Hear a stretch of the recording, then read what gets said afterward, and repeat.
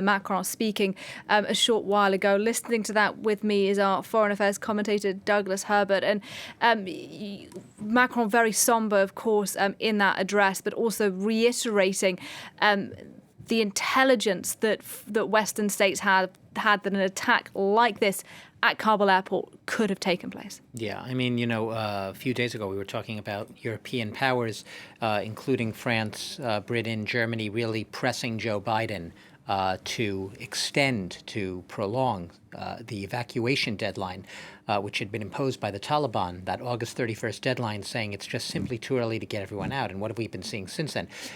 Basically, Joe Biden, in a speech, an address to the U.S. Nation, said, no, I can't do that. I'm sticking to my guns.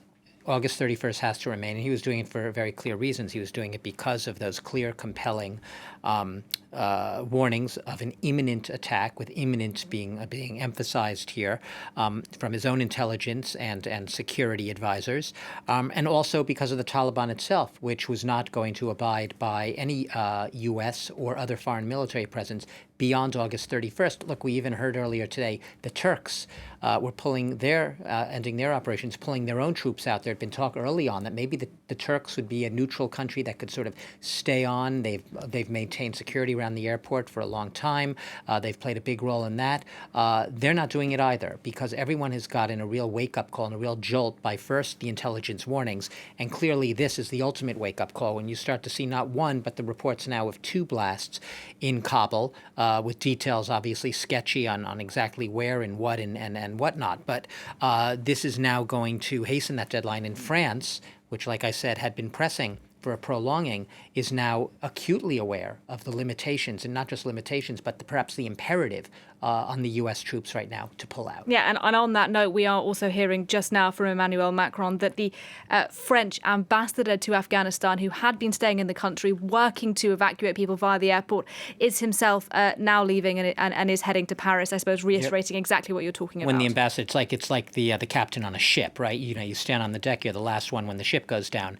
In this case, yeah, that's a clear sign that France, and I suspect not just France, but a lot of other European countries, we already spoke about Belgium. Germany just had its last evacuation flight in the past couple of hours. Belgium, Denmark, Netherlands, all of them closing down their evacuations. For France, it was really just a matter of hours right now, and perhaps that timeline has just been tweaked a little, pushed up. We're getting more alerts now from that speech that Emmanuel Macron, the French president, is giving. He is saying, Doug, that France, nonetheless, despite this attack, is going to continue to try to evacuate, I quote, several hundred more Afghans from Kabul. So clearly a degree of a French presence is to remain. Yeah, I would be curious as to the several hundred. Where are they in Kabul? Are they already at the airport? Have they gotten through those gates? Because at this point, we haven't seen the live pictures overhead or satellite images around that airport. But I would suspect, given the security situation right now, you do not have crowds of thousands, which we saw just a few hours ago, pressing around those gates. At least not the gate in the immediate vicinity of the attack anymore. So presumably the ones that France is talking about getting out are people who had been previously cleared, had somehow been able to get to the airport, either by their own means or through contacts and other help, and are now basically almost literally on the tarmac, ready to go soon to continue to get as many out as they can. But I don't see the possibility for too much ambitious search and rescue missions at this point. We'd been talking about the U.S. conducting a few perilous missions of select people where they'd been going into Kabul, sending in special teams with CIA support to actually extract people from the city. Obviously not large scale, very small scale. That might still be going on. We don't know. But I suspect that those types of operations right now, everyone is going to downsize their ambitions because these attacks are they're a reality check when it comes to that August 31st deadline.